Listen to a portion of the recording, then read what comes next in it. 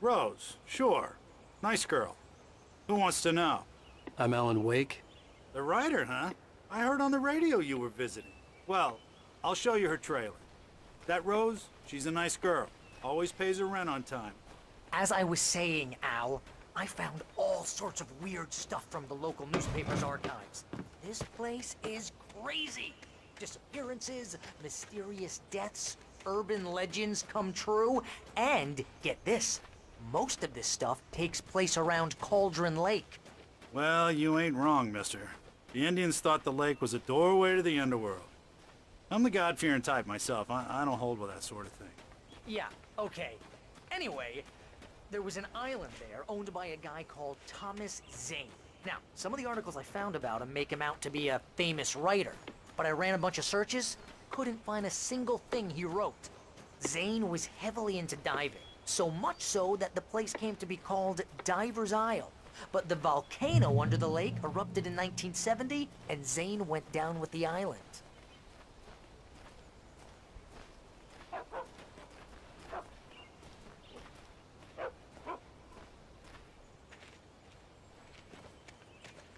Yeah, how about that?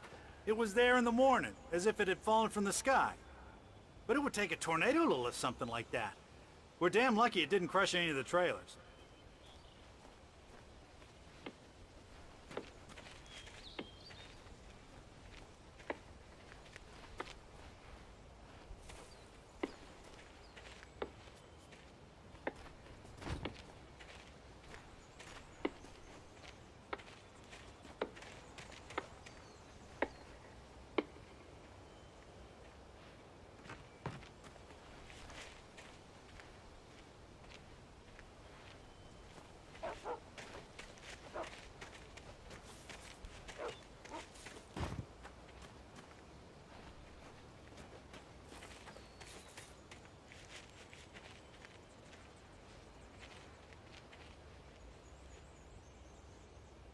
It gets better. A local girl, Barbara Jagger, drowned in Cauldron Lake just a week earlier. They were lovers. Sure, Jagger's a local spook story. The Scratching Hag. Comes for you in the dark. Childish stuff like that. Anyway, Al, I'm just getting to the best part. All of the articles about this stuff were written by Cynthia Weaver. I asked around, and she's that crazy bag lady you met. What, the lamp lady? She can be a little loopy, but she's not homeless or anything. Yeah, anyway, she knew both Jagger and Zane before they both died, and she had some kind of a breakdown.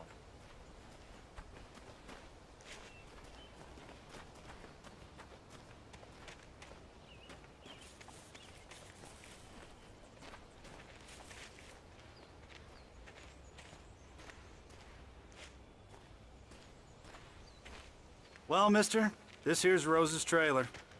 You mind me asking what you want with her? We're just here to talk to her, pal.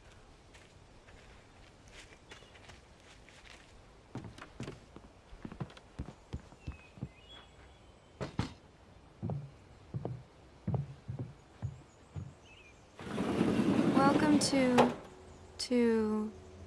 Oh dear, Mr. Wake. I'm so glad you're here. Rose, you have my manuscript? Oh. Oh, yes. Yes. Please, come in. Hey, this is really good.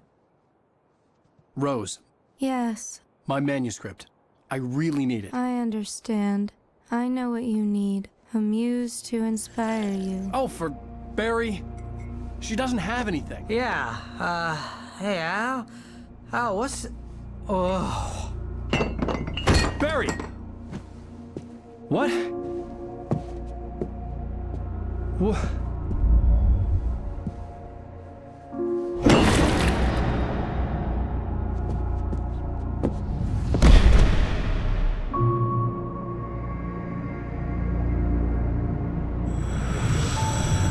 It's coming for you, hiding in my barber's skin. I'm too weak to stop it. You must turn the lights on. I promised I'd come visit you and your lovely wife. You must finish what you started. I insist. You must turn the lights on. Turn the light on. Back to work, boy.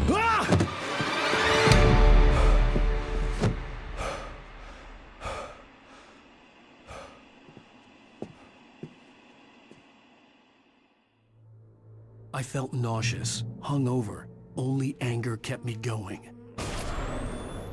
I can't tell reality from dream anymore, but it seems I have an imaginary editor to help me.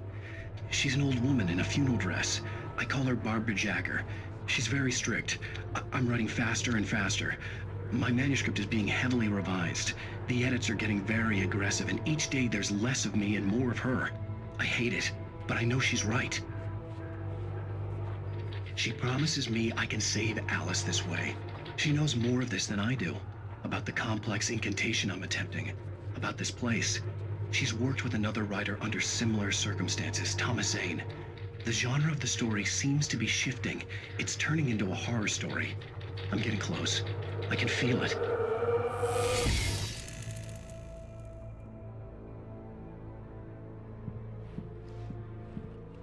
Rose took a day from me. I had less than 12 hours left to meet the kidnapper. All I could do was get Barry into the car, work something out once I got on the road. Welcome to the Oh Dear Diner. What can I get you today? Coffee? I couldn't work up much hate for Rose. Something had used her to get to me, and left its mark. My gun and flashlight were gone. I'd have to find a way to get Barry into the car as quickly as possible. There was no time. Mr. Randolph liked Rose. That little smile she had. How she was still sweet when life had tried so hard to make her bitter. It wasn't any of his business what she did in her trailer.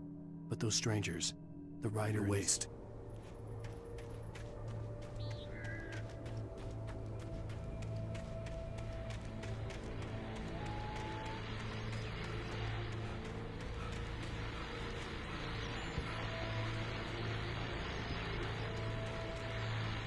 I just stepped outside to catch a breath of fresh air. Let me tell you, the weather's getting heavy.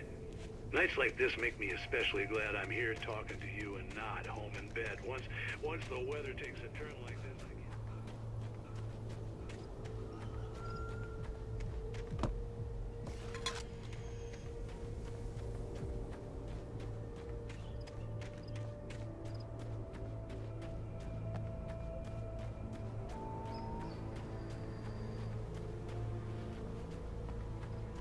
Oh, you're gonna get it now. God knows what you've done to that poor girl. This is Agent Nightingale, FBI! Get him up, Hemingway! You're under arrest! You move a muscle, I'll unload right in your goddamn face! Stay right where you are, Spillane!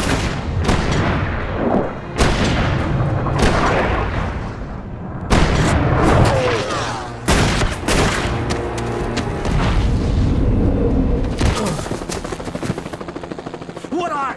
I'm standing right here, you goddamn maniac!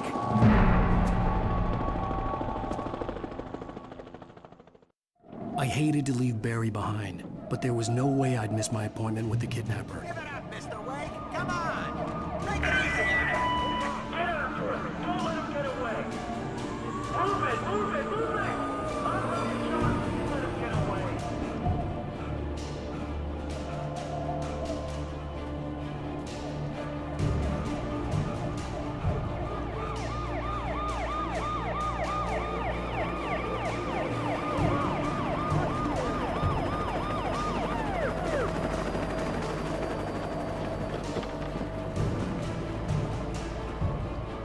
Stop running! Please!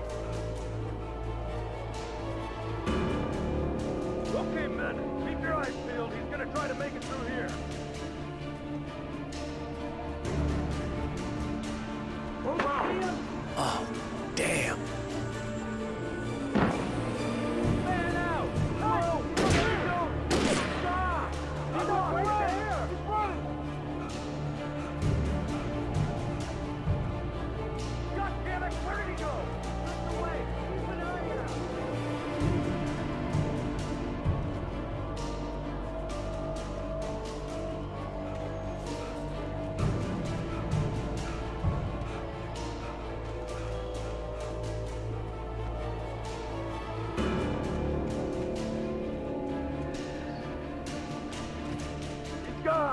Come on, guys. We need to head him off. For decades, the darkness that wore Barbara Jagger's skin slept fitfully in the dark place that was its home and prison. It was hungry and in pain. It dreamed of its nights of glory when the poet's writing had called it from the depths and given it a brief, terrible taste of power and freedom. The rock stars had stirred it from the deeps.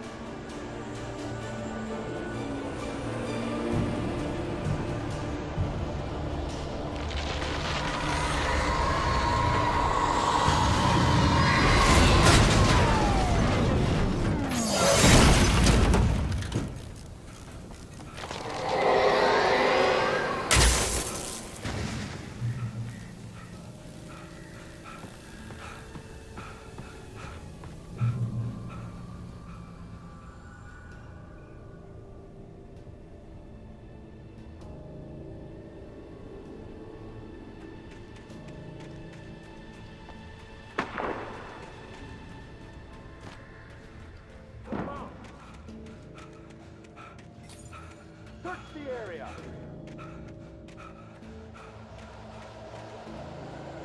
Stay sharp. This way. Over here.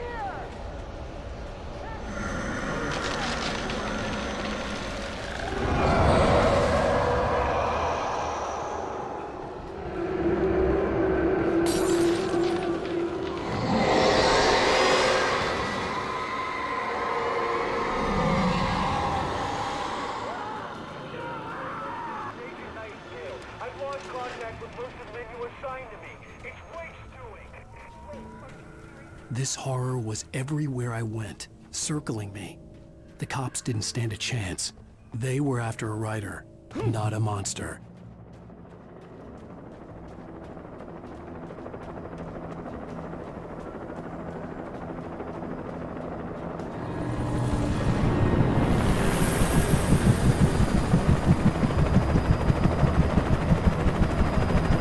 You on the ground. Hold it right there. There's nowhere to run.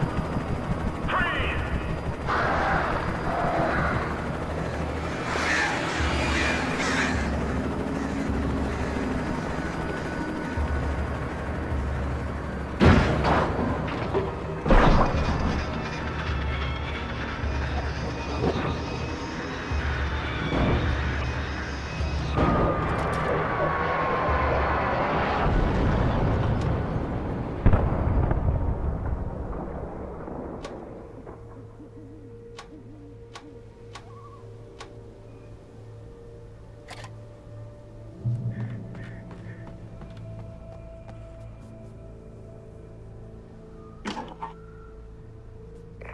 This is James. Mulligan, Thornton, come in. Over. Thornton here. James, we got both Wheeler and Rose in custody. They didn't put up a fight or anything. But they were... Hey, Mulligan, what are you doing? Come on. Sit down and give me that. James, Mulligan here. Over. Go ahead, Mulligan. Over. We got Wheeler and Rose here. Wheeler's drunk or hopped up on something. Speaking of which, that Fed had a pretty distinctive whiff of Otis Scotch about him, you know what I mean. Over. I don't have anything on that, Deputy Mulligan. Over. Well, whatever. Anyway, Rose is just being plain weird here. You better get Doc in to take a look at both of them. Over. Gotcha. You better get them here quickly. The Fed's gonna want to interview Wheeler. Over. Oh, yeah, I'll bet he does. Looks like they have a lot in common. Mulligan out. I could see the lights of the radio station in the distance.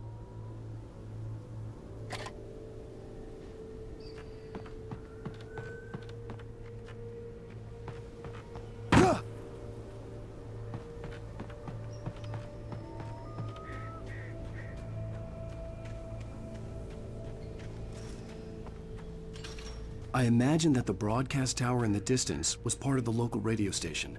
Maine seemed like a decent guy. Perhaps he could give me directions to the coal mine.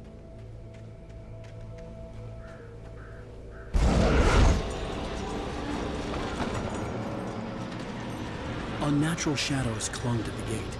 The darkness that was after me was trying to stop me. I wouldn't get through without a light. There was no power to the searchlight.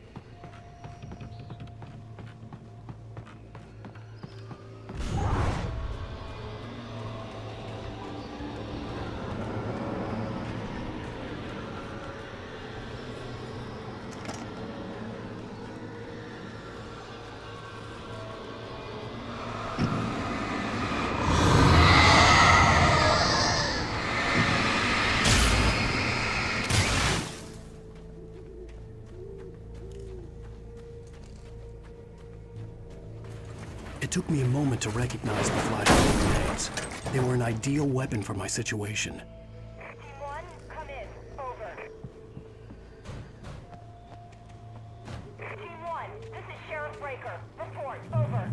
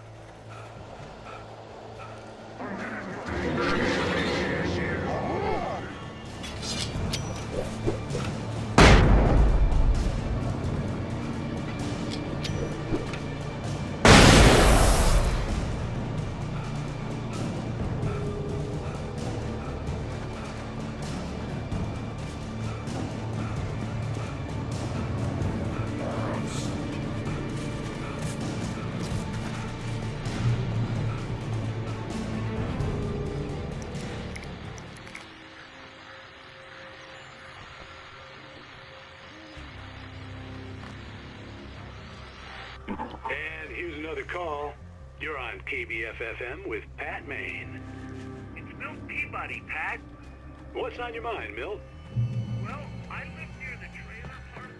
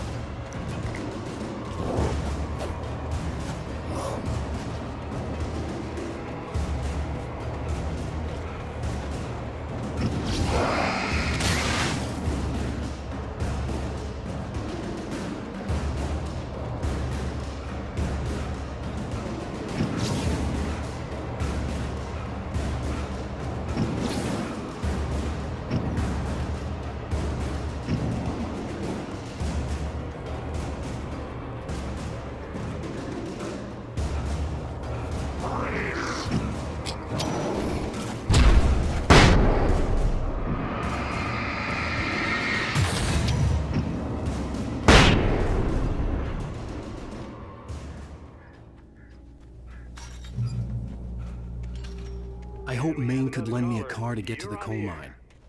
That is Lorna Miles. Oh, why, hello, Lorna. What do you have for us?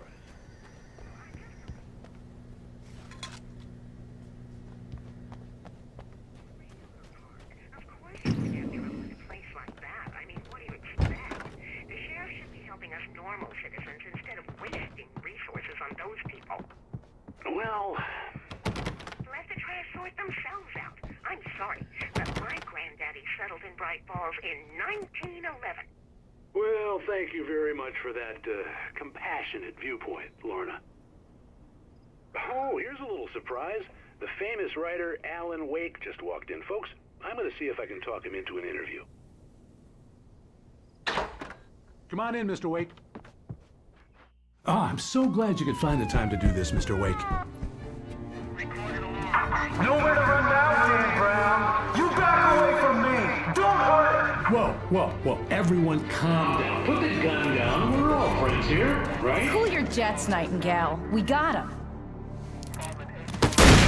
Judas Priest! What the hell's the matter with you? There's a civilian in there.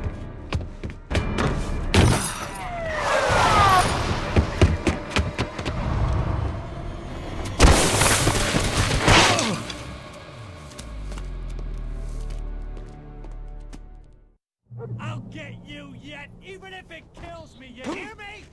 You hear me, H.P. Lovecraft? I had fallen off so many cliffs it was ridiculous.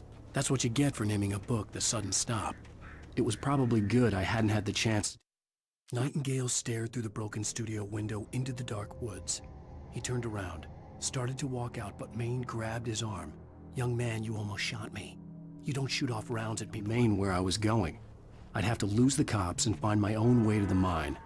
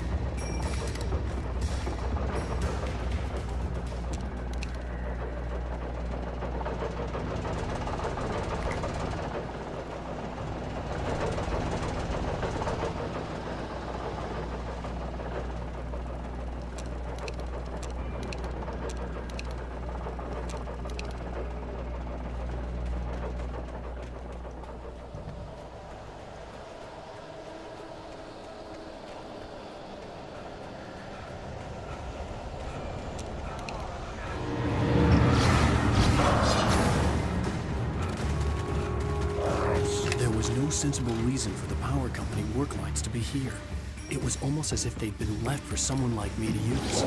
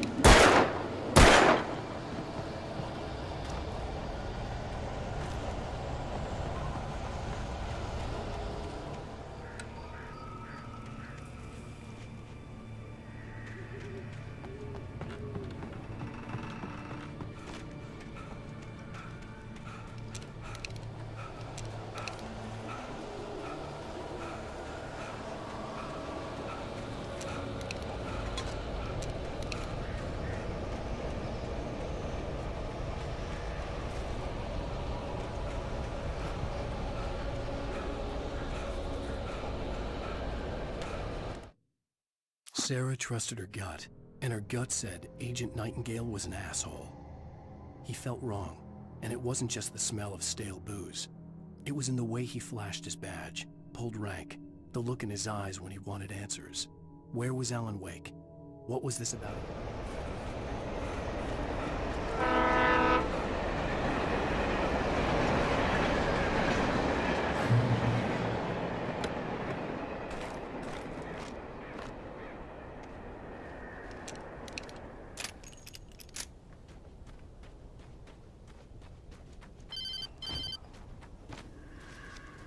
Hello? The most stubborn man I've ever met. Alice? Alice? Alan. Alan. I'm so afraid. Keeps me in the dark. Please help me. I look at you, Alan, and it's not you. Something else. Looking out from behind your eyes. Alice, I'm here. I'm so alone here. It's all gonna go to hell. You need to be careful. Cooperate. The connection had been terrible, but that wasn't the only thing that hadn't been right with the call. The pipe wrenched itself loose from the bridge's steel framework.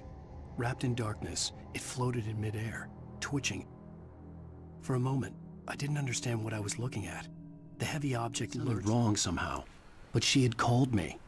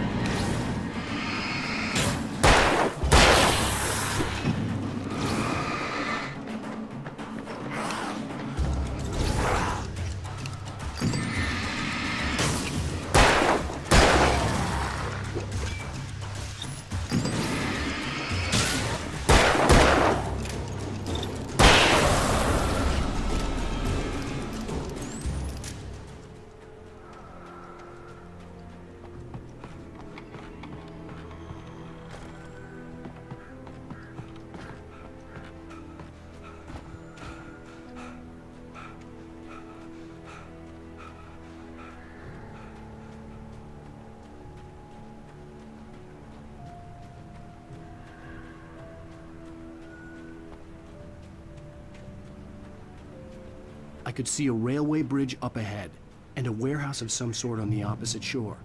I hoped I could find a car from there.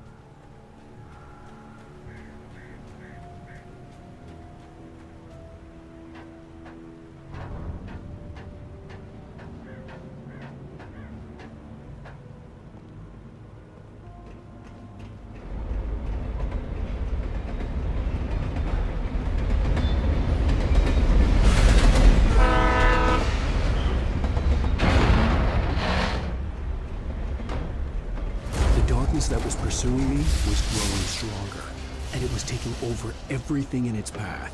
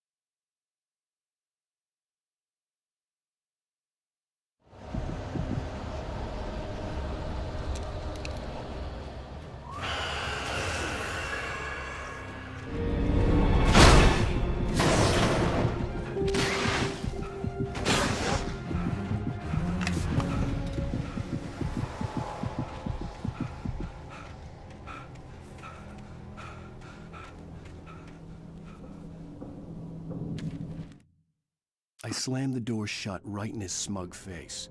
He pleaded for me to open the door. True to form, the asshole actually thought I would obey. I had no sympathy left, no guilt either, not for him. I took a moment to savor the scream.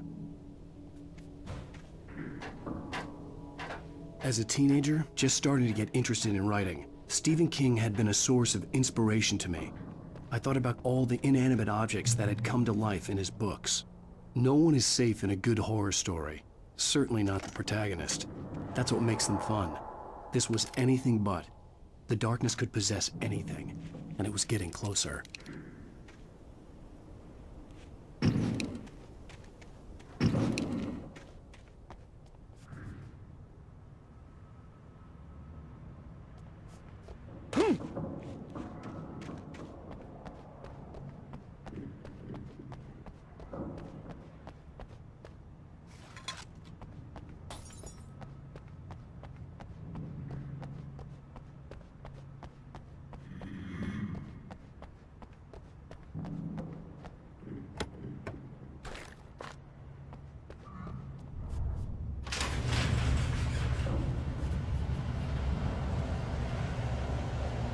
Did you call 911?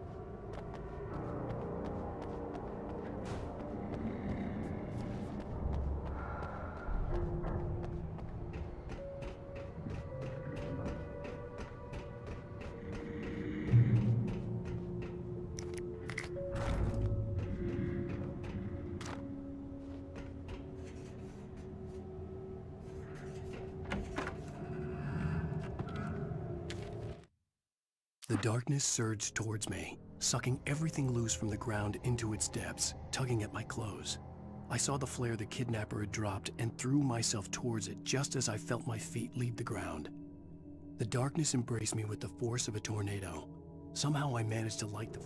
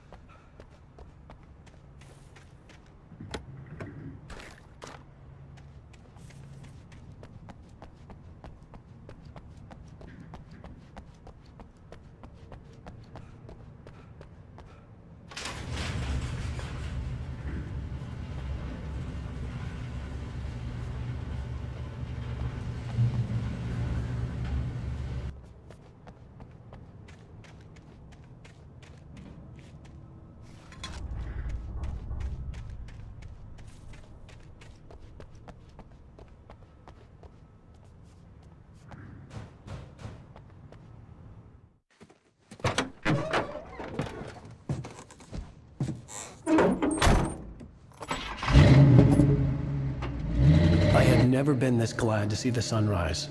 I had a couple of hours to get to the coal mine.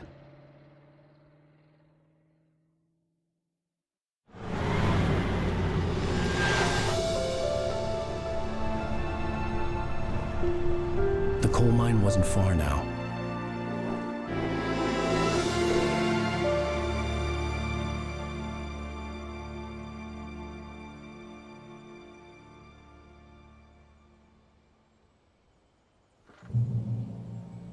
Today, I would meet the kidnapper, and he would give me Alice. I wouldn't give him any other choice. A drowning man will clutch at a straw.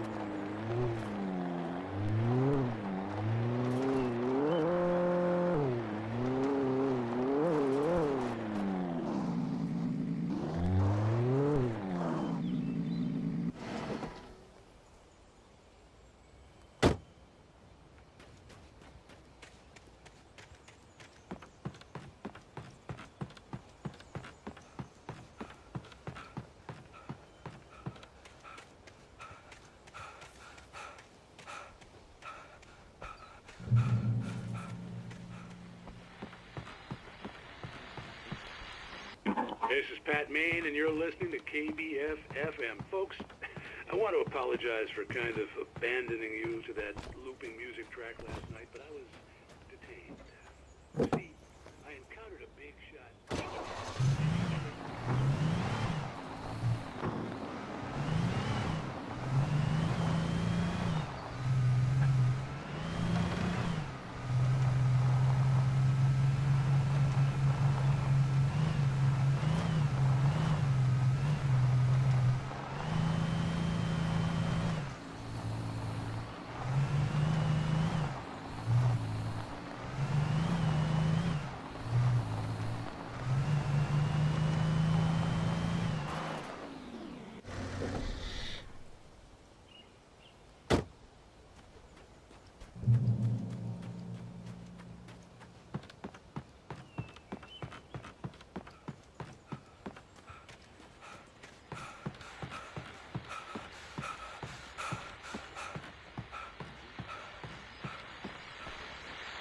Welcome back to KBF FM. Hope you enjoyed that tune. Now, Doc, you were talking about life and finding that special something, that soul.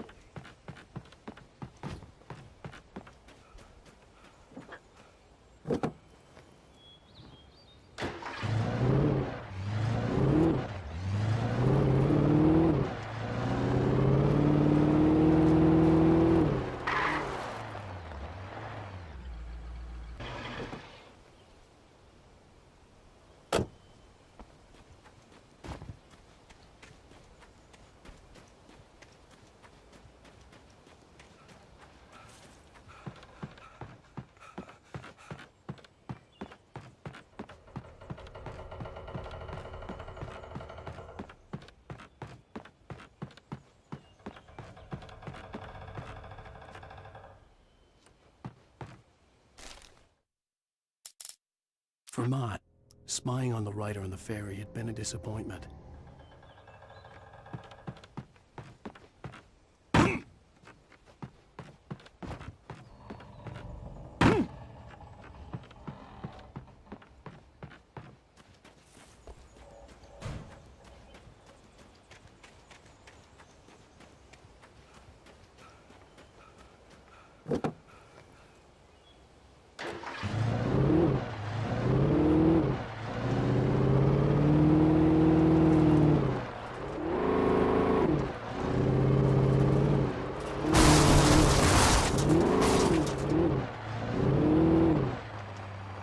was early. I was supposed to meet the kidnapper at noon in the main building. The coal mine was quiet. It was a museum now.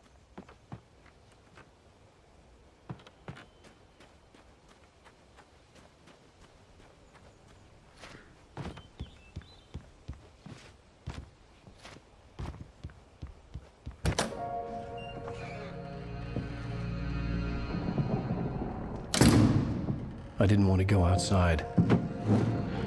Cops had to be looking for me. The noon sun turned the place into a sauna. The day dragged on. Different scenarios ran through my mind. Ways of how I'd torture the kidnapper to get Alice back. Or the different horrible things he could have done to her. I imagined her dead. I had no way of knowing she was still alive. It was killing me. I was running on blind hope. It was all a waste of time. The bastard never showed up.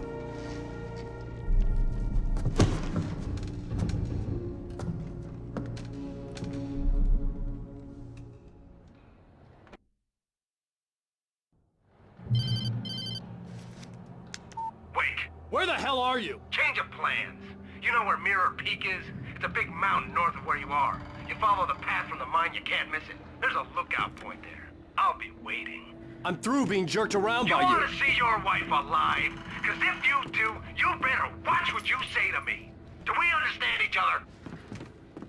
I want to talk to Alice. Yeah, and I want the manuscript. Don't keep me waiting, Wake. Hello?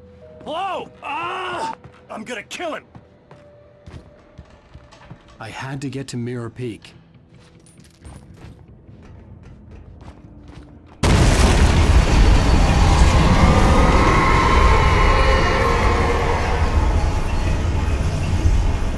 It was close, maybe closer than ever before.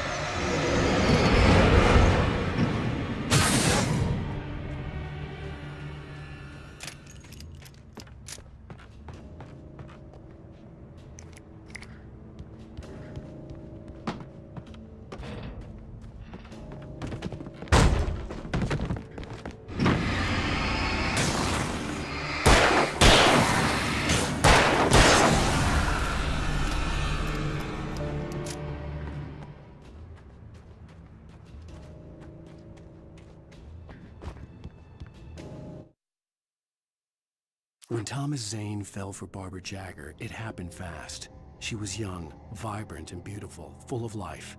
He had never been a very happy man, and without any seeming effort, she had changed all that. Zane felt good for the first time in his life. Everything she...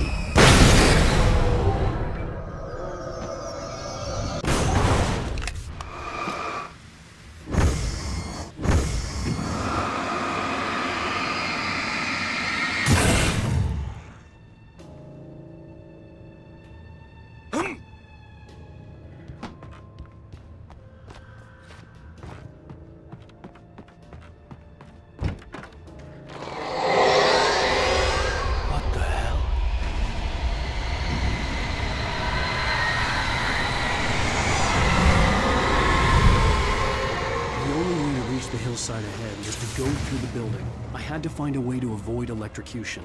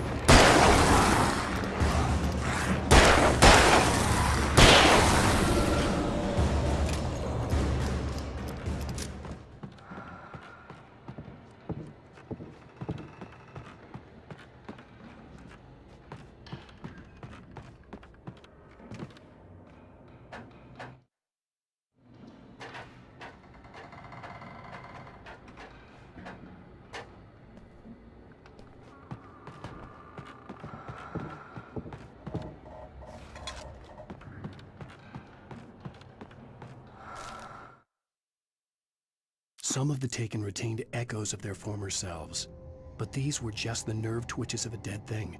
Nothing remained but a shell covered and filled with darkness. In most cases, these puppets were enough for the purposes of the Dark Presence. But for anything more...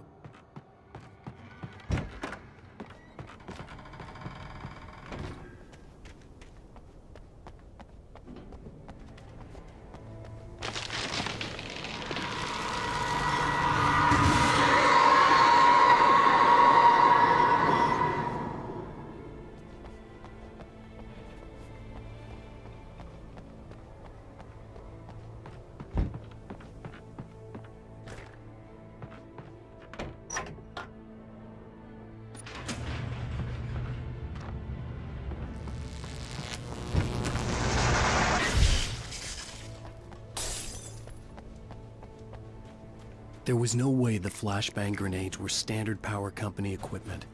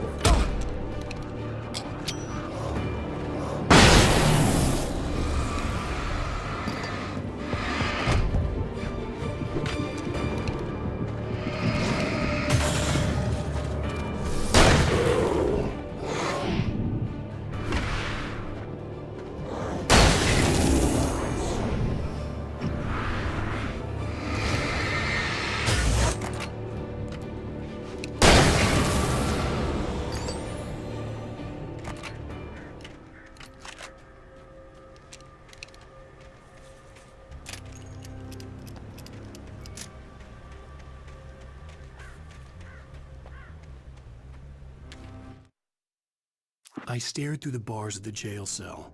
Barry stood behind me, swaying on his feet, looking as ill as I felt. Agent Nightingale stood on the other side of the bars with Sheriff Breaker. Nightingale had a stack of manuscript pages in his hand.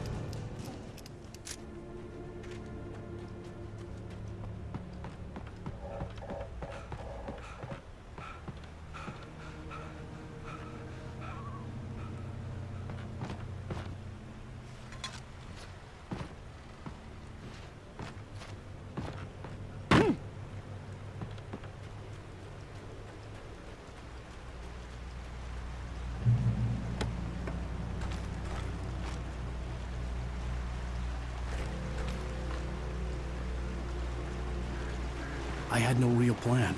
I was going to give the kidnapper all the manuscript pages I had for Alice. If that wasn't enough, I'd hold him at gunpoint and make him talk.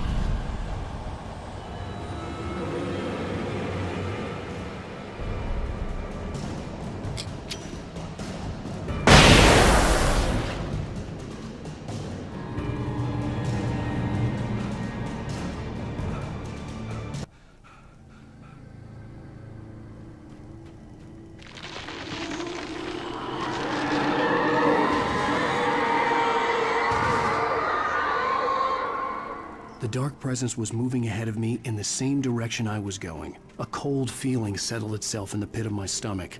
Was it going for Alice?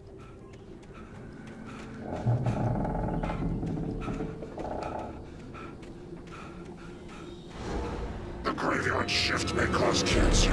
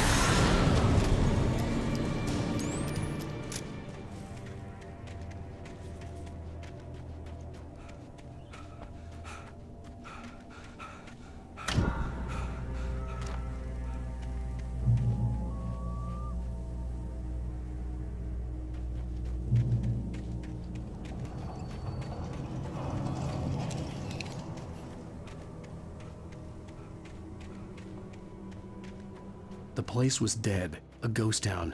Had been for decades, maybe a century.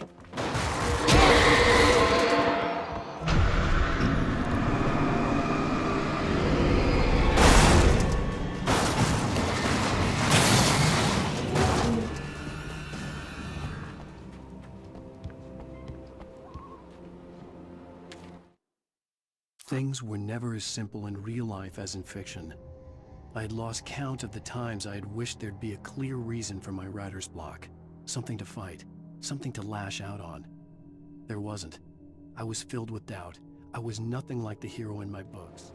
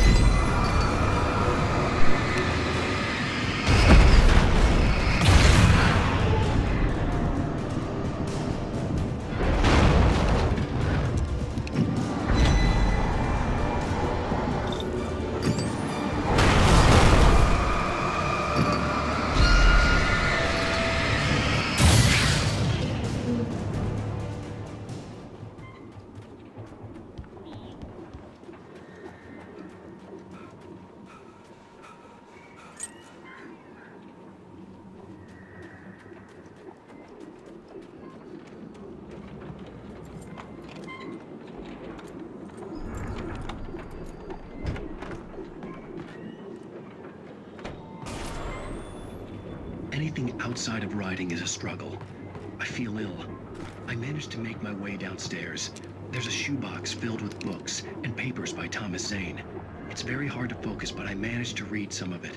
He's a poet, and a good one.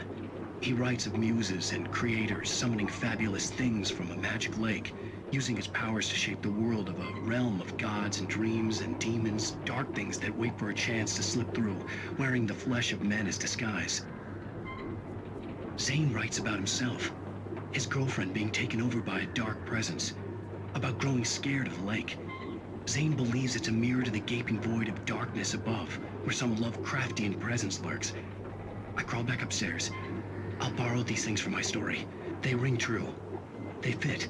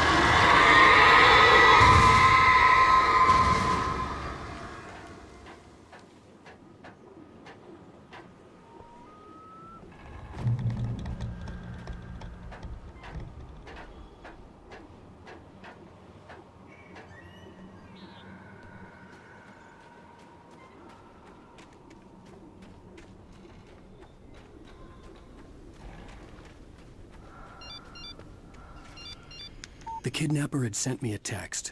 The message was full of spelling errors and insults. It was telling me to hurry up.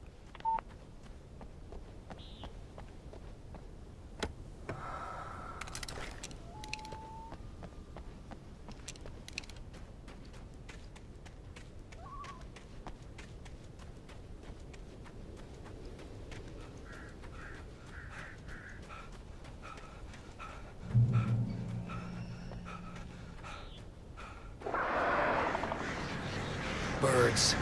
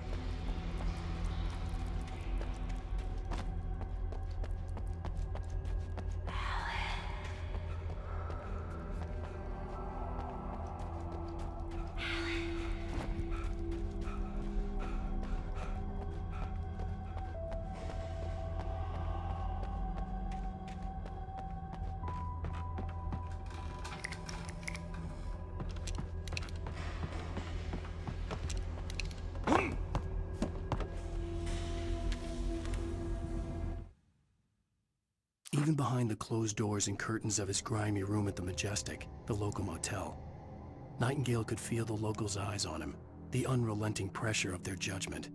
He forced it out of his mind. For all he knew, they could all be under Wake's spell already.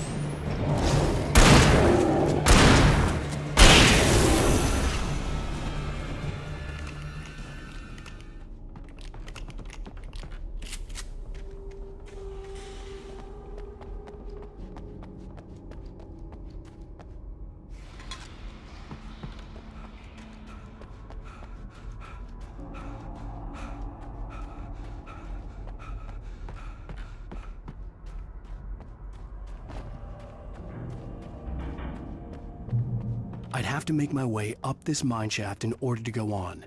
Maybe the machinery could help me with that.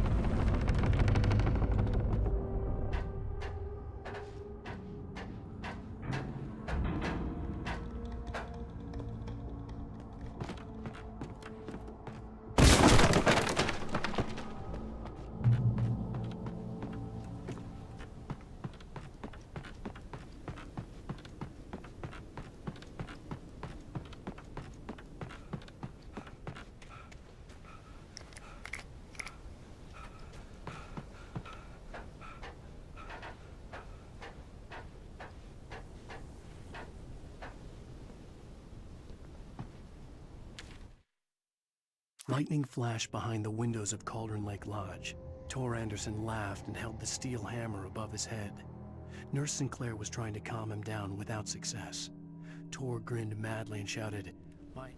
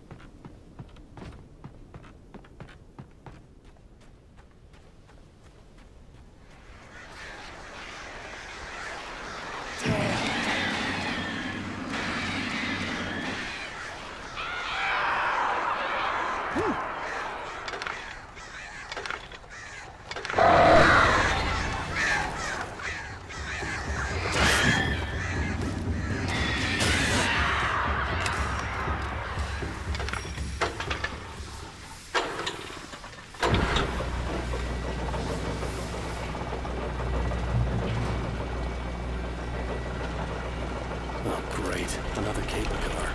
Just great.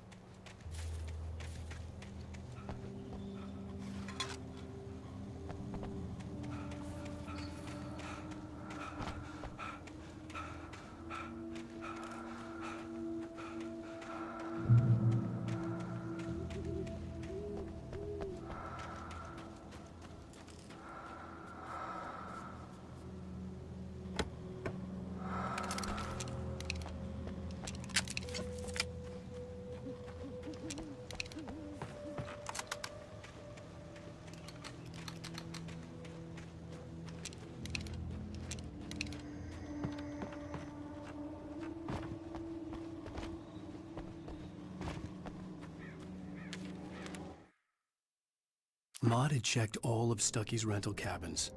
There had been no sign of the Wakes. It was dark when he'd found their car parked at the end of the road by Cauldron Lake. It made no sense. They must have taken a wrong turn, but there was no sign of them, and the car had been there for hours already. Frustrated, Mott stood on the rotten ruin of the footbridge that had once lived.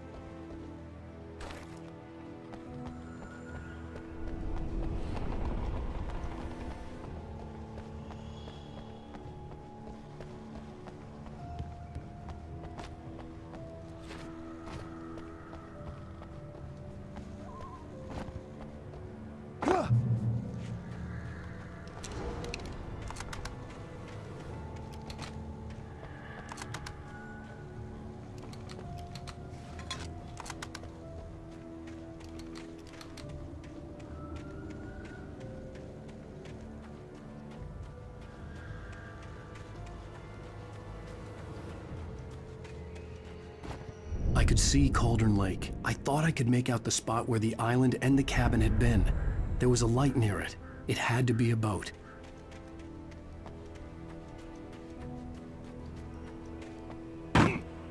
I was close now. I tried to hold on to Alice, but her form melted away. I was losing control. Dr. Hartman stood in her place. I wanted to hit him, but my arms were jelly. He smiled. It was a reassuring smile, and I hated him for it. To get there fast, I dreaded what I would find. Wait! Are you? Wait! Hey, I'm here! I'm coming! No! Get away! Sorry. Please, it's late. The boss didn't know who he was messing with. I didn't know. I swear, I didn't know. We don't have a wife. We don't know where she is. She's probably drowned.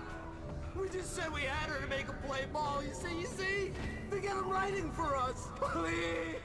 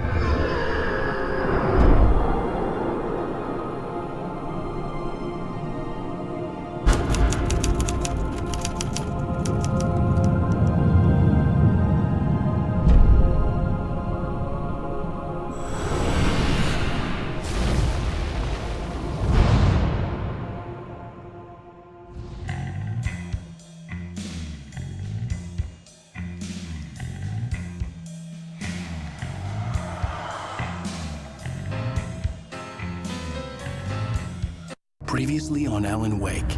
I'm hunted by the law. Sheriff, Wake's running. I'm giving chase. Are you seriously telling me that Ryder just took out my deputies? A thriller I supposedly wrote is coming true. The genre of the story seems to be shifting. It's turning into a horror story. I was told that Alice had been kidnapped, but that was a lie. We don't have his wife. We don't know where she is. Her purported kidnapper was eaten up by the dark presence before it attacked me.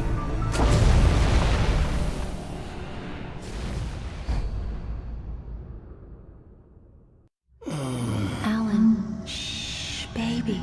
It was just a nightmare. Alice. There you go, Alan. Hartman, I fell. I had to give you a sedative. Don't fight it. You went through another rough period. What? Right now, it's very important that you stay calm. We don't want you to have another episode. You're a patient at my clinic. Have been for a while now. The shock of your wife's death triggered a mental illness. No, you're lying. You're suffering from various symptoms of undifferentiated schizophrenia. Bastard. It's okay, Alan. Just let go.